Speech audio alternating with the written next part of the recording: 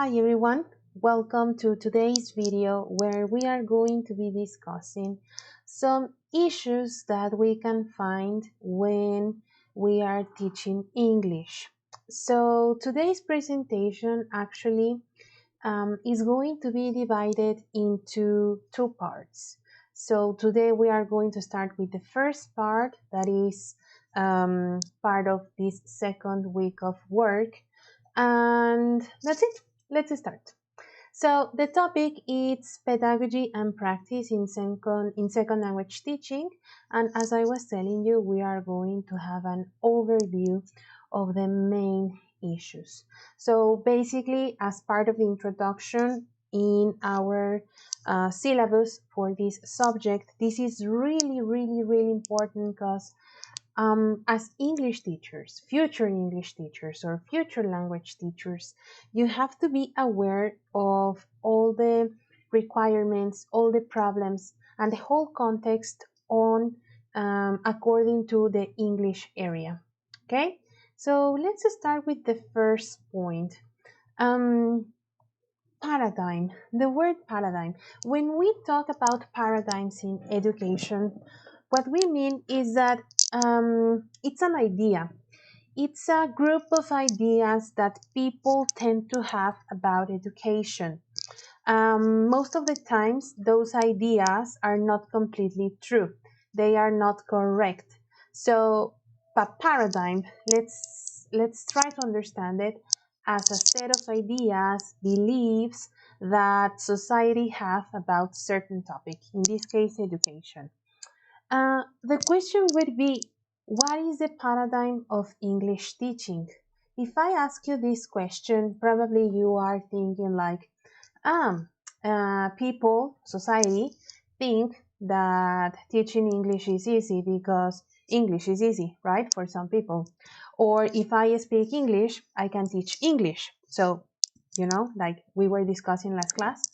Or probably that teaching English inside schools doesn't have the same value as other subjects, like for example, it's not the same to teach history than teaching English. It seems like it doesn't have the same prestige, right? Especially in Mexico. So when we are thinking about the paradigms of teaching English, you should think about all these beliefs that people have about teaching languages or English specifically. Now, another thing that we have to discuss and have in mind is that in society, one paradigm is that if you speak English and if you speak a good level of English, a decent level of English, this is going to open many doors, because if you have certain proficiency in English, you basically have the key to education, technology, and success in general. Yes, this is partly true if you think about it, not completely, because probably you know some people that have an excellent level of English, but they haven't been able to do so much with their proficiency in English, right? So, yeah, partly it is true. It's true that if you speak another language, not only English, you can access different types of education. You can go to other universities, other schools. You can take courses in another language. Also, you have more access to technology because technology is most of the times published in English, right? Or success in general, you can have a better career, you can earn more money. I don't know, you can be the boss, and all these things, right? Another thing, another part of a paradigm, they say that the demand of English teacher often exceeds the supply. Exceeds, yes, that's it. I must say that in Mexico, this is true. This is true, and it's quite sad because, unfortunately, English teachers, we haven't been able to receive the prestige that we should in the past and in the present. What I mean is that schools don't really value English teachers' job or careers or preparation in general. So they don't pay us good enough. They don't allow us to have all the job opportunities that the rest of the teachers do. For example, in universities, when you are teaching English in a program, in certain programs, they don't take you seriously, you know? They just say, oh, like this is an English teacher. He or she doesn't have much to say because they are just teaching English, you know? And this is a reality in Mexico that we don't have the prestige, we don't have the support from society or from the government. Also, we are going to discuss a little bit about that a little bit later. So, yeah, basically, people don't want to become language teachers because all of these realities. Now, this is sad, but this is real. And you have to know this because this is what's going to come for you in the future. In public schools in Mexico, I have seen some students or former students that start working in public schools, you know, like las primarias, las secundarias, especially, or some kindergartens. What happens to them is that they are kind of hired because they are not directly hired by SEP. They are hired by the schools, like per se, and they pay them per hour. They don't give them the same job opportunities as like the other teachers, you know, like los profesores de planta. No sé si estén familiarizados con eso. Los profesores de planta se acuerdan que cuando, si ustedes fueron a escuela pública, son aquellos maestros que están ahí, ¿no? Todo el tiempo con nosotros, con el grupo. So they don't have the same opportunities. They are just paid by the hour, so this is not actually very motivating for them. So this is why we don't have enough teachers, enough English teachers, and most of the times the demand is really big. Okay? Another true or another paradigm would be that today's global citizens, today we don't talk anymore about, like, for example, Mexican, Americans, French, Colombian, Argentinian, etc., all the nationalities that you can think of. The reality is that all over the world, we are trying to become global citizens. Yes, we are Mexican. Yes, we are very proud of it. However, in order to be a citizen that is more aware of what is going on outside your country or your bubble, you know, you need to become a global citizen. And that means that us as a society, the Mexican society, we need to demand for governments to more effective approaches and innovations in teaching, because in the end of the day, if we want to become global citizens, we need to start doing so in our schools when we are receiving education, especially for example in language classes. It's the perfect example on how we discuss about other cultures, their habits, their likes, their dislikes, the way they, in a general way, they understand the world.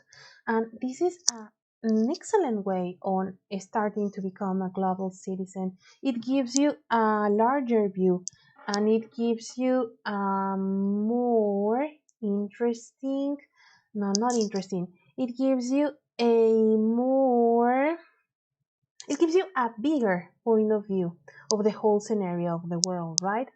But also at the same time, teachers, not only language teachers, but teachers in general, also have a constant demand from governments because they are asking to receive, to have more effective approaches, to adequate the most innovative approaches and methods and try to use them inside the classroom. So on one side, we have the society asking for more to the government, but at the same time, the government is asking more to teachers. So this is a constant battle because it's like in Mexico we say in Spanish el juego de la pelotita, ¿no? Yo te aviento la pelotita, tú me la regresas y en eso nos la pasamos todo el tiempo. En aventarnos la pelota, echarnos la culpa mutuamente, pero no avanzamos. There is not a progress. And that's kind of sad because well, if you can see in Mexico, we have been wasting a lot of time. We are not advancing in education, generally speaking, and we need some urgent changes. Now, our area is languages or English, so we need to see more changes. We need to see that students in public schools, because it seems that in Mexico, we have like two main groups: students who attend public schools and students that attend private schools. So it looks like private school students receive better education, they can access better technology, they receive, I mean, they can get to higher English levels. It seems that they learn more, right? While the public students are a little left behind because they don't have the same access to education, to technology, to materials, etc., etc. And English teachers that work in public schools probably are not as prepared as the other ones that work for private schools. And this has to do actually with the opportunities to keep studying. You know that if you want to become teachers, you need to know that you will never finish studying and learning.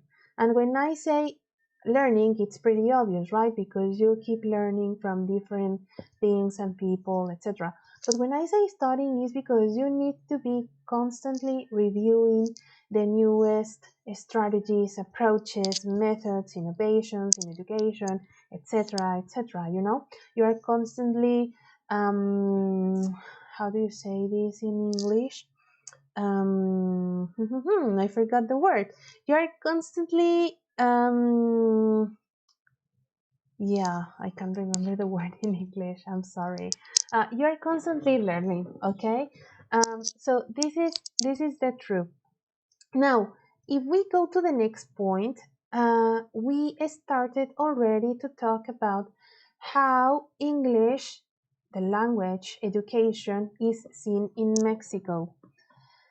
Um, you need to know this because somehow you will end up, if you become teachers, teaching in a private school, in a public school, or probably in a language center.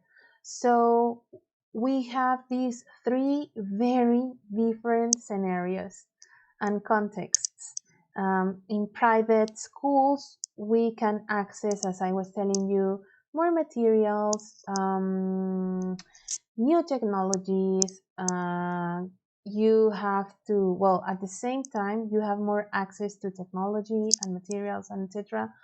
But I think that they are expecting more from you in private schools. In public school, it's not that they are not expecting anything from you, but since you don't have the same materials, opportunities, technologies, etc., you just have to figure things out and solve the problems that you are facing. Another reality in Mexico is that we give English a very big importance in our education. So probably you don't remember because you are very young, but in 2012, with President Peña Nieto, we had a reform in English education. Basically, he was proposing to start learning English since elementary school. Before 2012, English was part of the curricula starting in secondary school. So you have to learn English in secondary, in high school, but also some universities, depending on the university. But since 2012, we started to consider English more important. So we started to receive education, English education in elementary schools. Obviously, this looks like a good idea, right? You say, yeah, we are starting a little bit earlier, so this is okay, this is perfect. This means that by the end of high school, we could have a very good level of English, right? Good proficiency.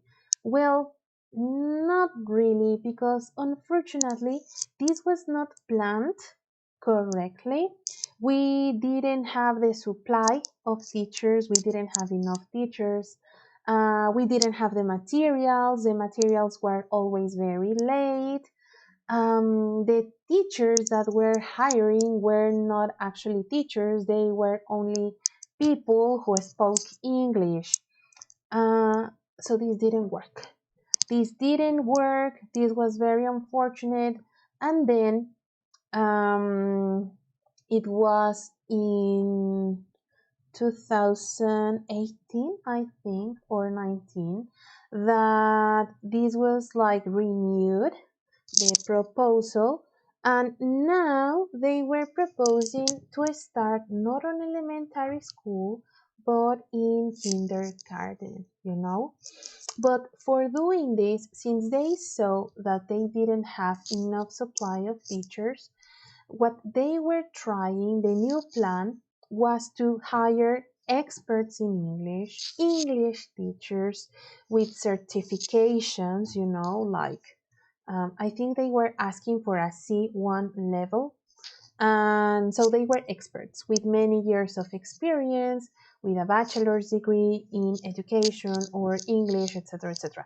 So they were hiring these people, but they were not going to go to the classrooms per se. They were going to prepare normalistas. Normalistas are the students in Mexico that are studying to become teachers in basic education, so kindergarten, elementary school, etc. Yes, and secondary school. So these experts in English would come to normales schools, and they would teach English to normalistas during the entire degree. So for 3 and 4 years, they would receive English as a subject, and by the end of their degree, they would graduate with a B2 level. And at the same time, they would go to schools not only to teach their subjects, which is Spanish, geography, history, etc., etc. They would also be able to teach English, right? Now, it sounds a good idea, right? Again, it sounds good. You say, oh, finally, a good plan. Well, it's not actually working because, as far as I know, they were telling me that they receive the minimum of hours of English per week. They were telling me that depending on the normal, they receive from 2 to 4 hours per week. And that's not enough time. If you want to achieve a B2 level, 2 hours, 4 hours, it's not enough time. So, unfortunately, again, they are not obtaining the correct level, and at the same time, they are not graduating with good English levels. So far, generally speaking, this is what's happening in Mexico. Okay? Now, another paradigm would be that we have a growing demand that asks for continual review and evaluation of teaching practices. And this is completely true. En las políticas educativas, right? In the educational norms that we have in Mexico, it seems that the government is taking it seriously and they are trying to come up with a good plan to teach English to people in public schools, especially, right? So they are trying to review what they are doing, they are trying to evaluate what they are doing. However, when it comes to English, we don't have an actual progress. Okay, I think we are stuck uh, right now in the present with this government, the last government, like all the governments, we have always been stuck. We need to change this. As I was telling you, is urgent. Now, another thing is that if you think about teaching English, like not in public schools, but in a language center, right? When people actually are interested in learning English, do you think that the purposes for learning English are taken for granted? Like, for example, people think that I mean teachers think that people are interested in learning English because they want a better life, they want to get a better job, they want to get better wages, they want to travel, they want to know about other cultures, they want to access other type of knowledge, right? Well, I think that this is a mistake, you know? This is a very big mistake because even if most of the people want to learn English for these purposes, not all of them, though. This is why I was telling you last class that it's really important to have a conversation with your students when you start a new group, when you start a new class, so you actually get to know not only their objectives, but also their specific and special needs that they have, not only as people, but also as students, you know? So you should never do this. Okay? Now, if we go back in time to the 80s, not only in Mexico, but all over the world, in the 80s, English was seen as a political neutral decision leading to educational and economic empowerment. So, all the countries in the world that were interested in teaching English to their societies, this was seen as an educational and economic empowerment. And if you think about it, it is still kind of is seen the same way, right? Because English was a vehicle of expression for rich and advanced cultures, you know? This sounds like I don't know, it's almost magical, right? Like, okay, you speak English, you have all the power in the world. And we know that it's not completely true.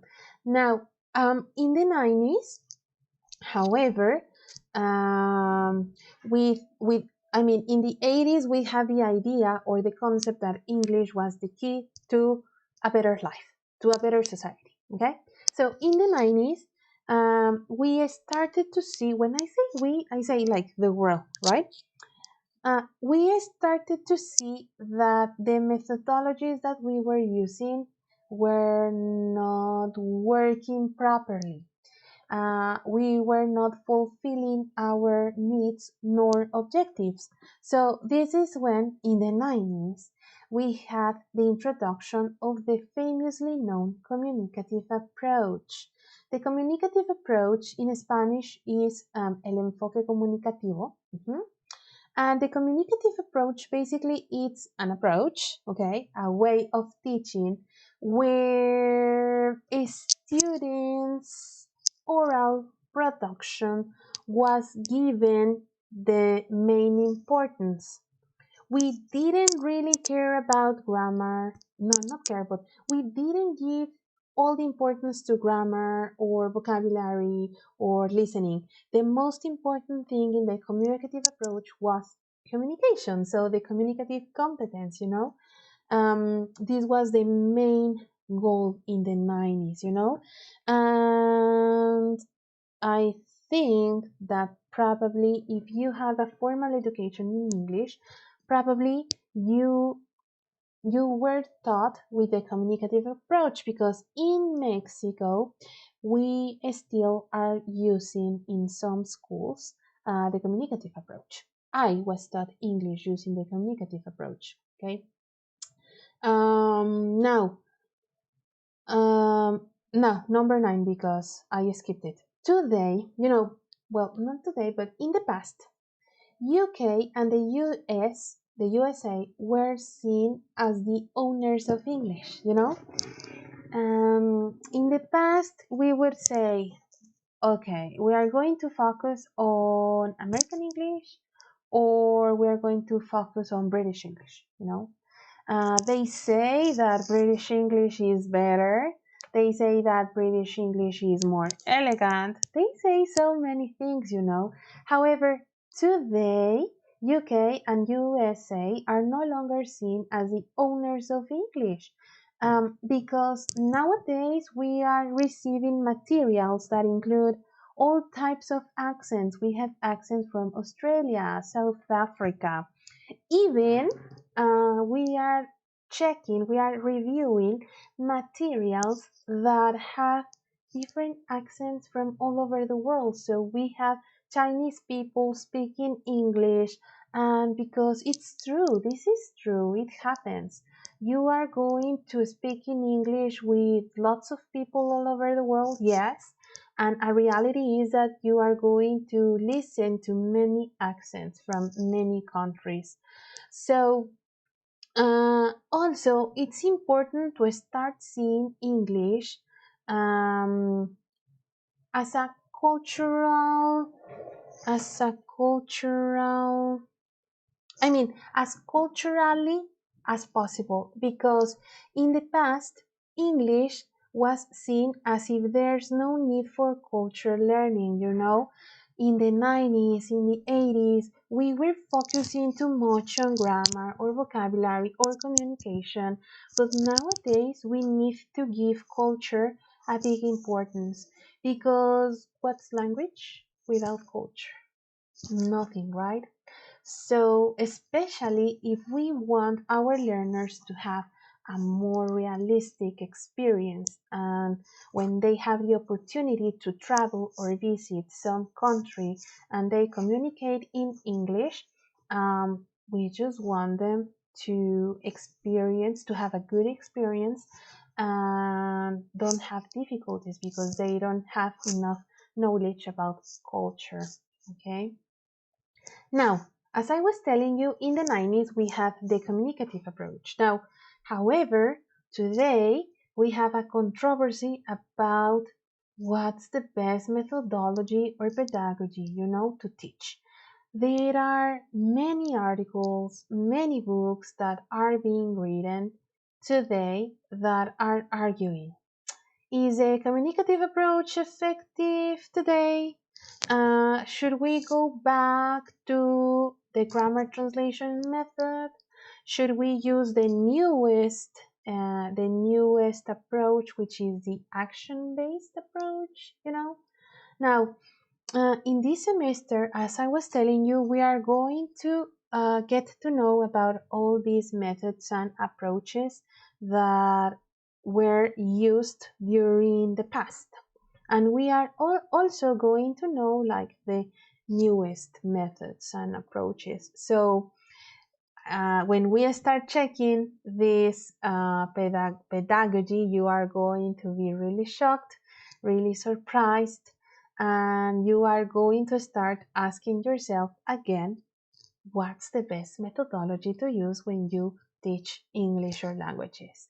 And probably you are going to try to understand why there is a controversy about all this subject. Okay?